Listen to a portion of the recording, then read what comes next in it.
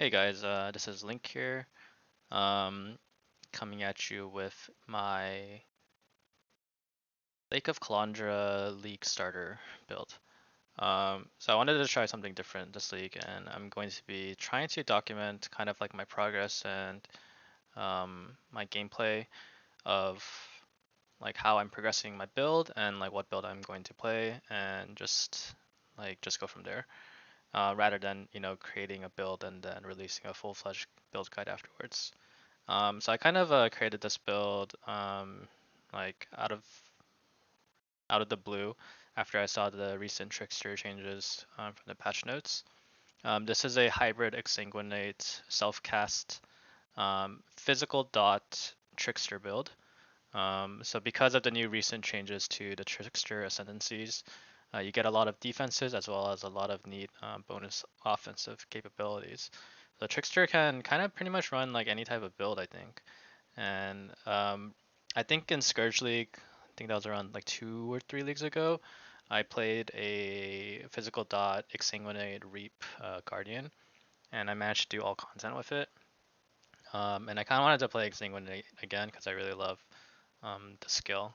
And I was really debating between playing like Lightning Conduit, Exsanguinate, Bladefall Blade Blast, or Ignite Vortex, but um, it seemed more fun to try to do something, create my own build, and start from there, and then see where I land. So this is kind of the build that I came up with. So you can see that we have a life pool of 7,000 and a ES pool of 3,000. Our EHP is pretty high, around 200k. Our resistances are pretty low though, in terms of max res. But we do have high evasion, max spell suppression, 40k armor, 40k ES, and we have a pretty solid amount of DPS. And 10 million is quite a lot for a dot build. And because it's a dot build, it means that it's sustained, and yeah, it's a pretty good build, I'd say. I'm not sure if this build will be able to farm Ubers on hardcore. Um, I think it might be able to, but it would require a lot of like making sure that you don't get hit by a lot of things. But at least for my plan, I don't plan on farming Ubers with this. Maybe like Uber Elder, and that's pretty much it. But everything else from like Awakener, Maven, Searing Exarch, etc. All those like base content related things, like this build should be able to do everything, assuming that you manage to get all the gear. A lot of this gear, a lot of this damage comes from the gear itself, and it is quite expensive. Like this is going to be probably around like 200 exalts once you're like done with everything. But I think it's a really good build in terms of feeling that progression point, because every item that you get, every gem that you get, you're going to feel that power bump. And I think that's what I find most fun in PoE is whenever you feel that, whenever you feel the power of progression, your character becomes stronger after every level, every skill point, every item decision, craft, you do. So basically, you can import this into POB, and this is kind of the build that you should see. I wanted to kind of go over like what I'm going to do, what my decisions are, and so on and so forth.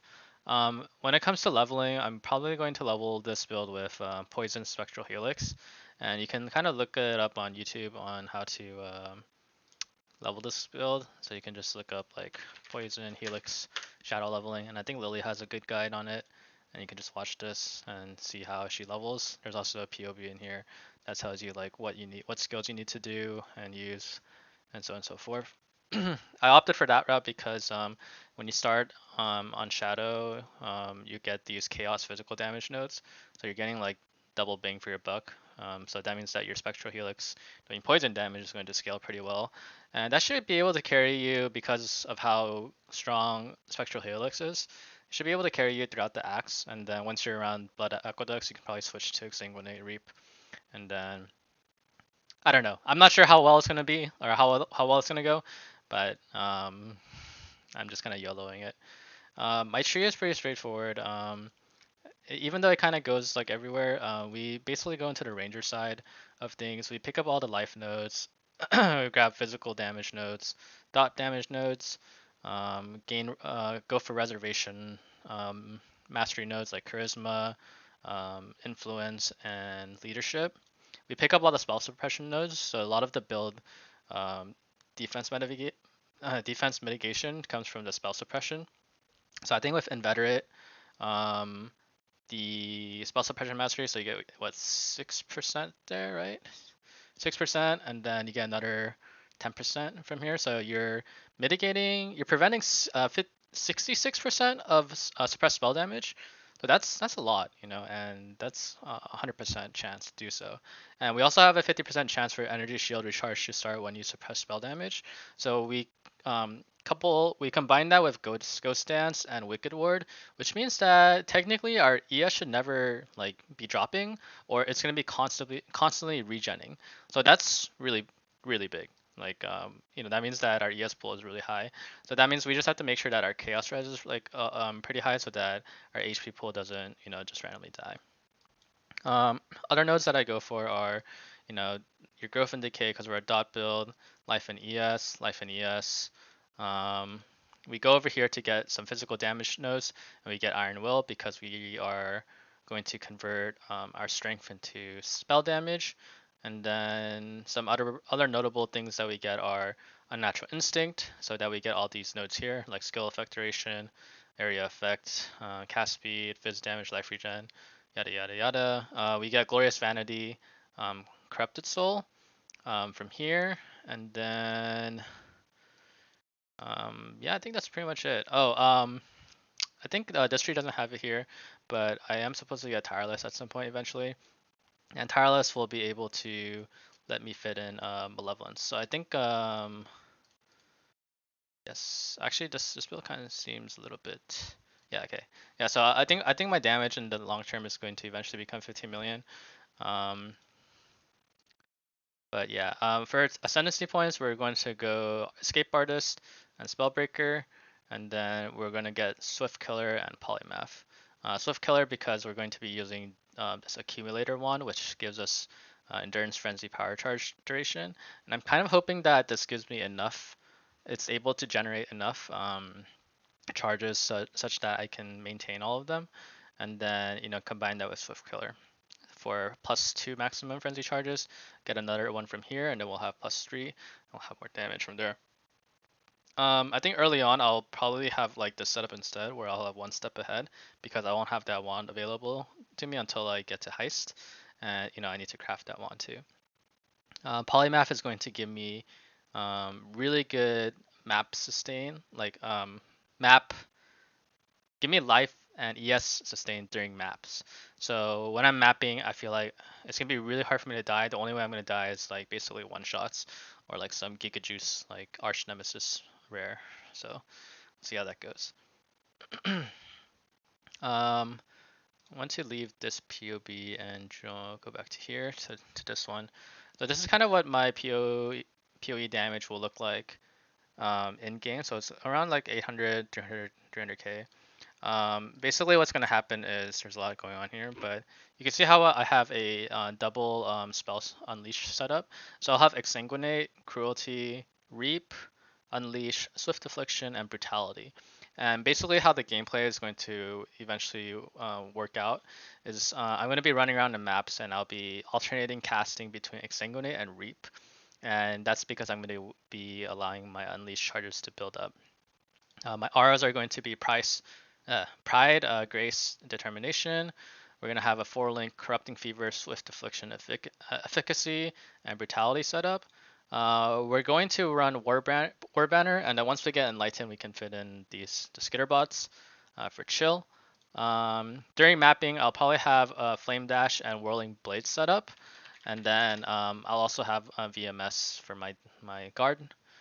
And then once I get all the mana reduction setup, I can fit in Malevolence eventually using the Divine Blessing setup. And then for my items, so this is kind of what my starter gear is going to look like. You can see that there really isn't much going on. It's just life and Essence of Delirium gloves. I'm going to be looking for a Skin of the Lord setup with either Wicked Ward, Ghost Dance, or Call to Arms. And the reason why I want Call to Arms is so that I can get free Enduring Cry into my build for some extra life regen. And then if I get Wicked Ward, then I can save 3 points in the meantime. So I'll probably be looking out for it. I'll be looking for that as an early body armor chest. And then as for my weapons, I'll be looking for a cold iron point. So something like this. Once I get into the endgame gear, my endgame gear is going to be looking quite juice. So you can see this amulet or this wand here. It has 80% increased spell damage, around like 60% damage over time multiplier, and then +2 to all spell skill gems. And I'll be using 2 of these same wands. And the beauty of this wand is that even though it looks insanely crazy, it's deterministically crafted. So if you have enough money, you can, craft this eventually. For my helmet, it's going to be a double reservation helmet where I have life, resistances, and spell suppression. And then I'll need a helmet enchant to get my auras all fit in.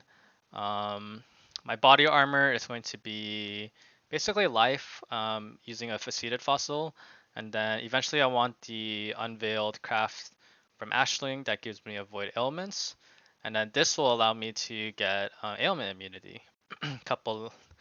For my gloves, it's going to be Essence Delirium with a fractured +1 faceted base, so that my Corrupting Fever gets a huge bonus. And then I get Fizz Leech from my Searing Exarch, or is that my Eater of Worlds? Sorry, my Eater of Worlds implicit. And then I get Fizz dot multiplier from my Searing Exarch, and I also get Consecrated Ground from my Lab enchantment. The leech will actually give me quite a bit. I know right here it doesn't say too much, but eventually it'll give me around like 1500 or so.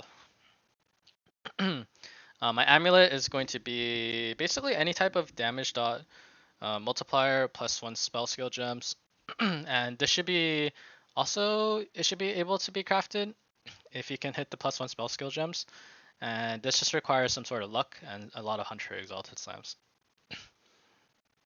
My rings are going to be standard life, res, and you'll want the 2 reduce mana cost of skills so that we can eventually fit in the Divine Blessing setup with Malevolence.